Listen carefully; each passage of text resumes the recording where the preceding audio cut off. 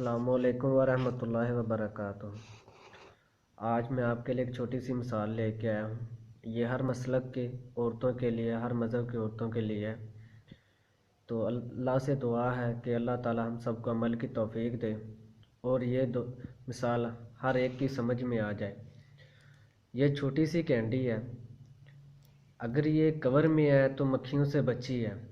اگر اس سے کور ہٹا دیا جائے تو ہر مکھی اسے حاصل کرنے کی کوشش کرے گی اور اسے نقصان پہنچائے گی۔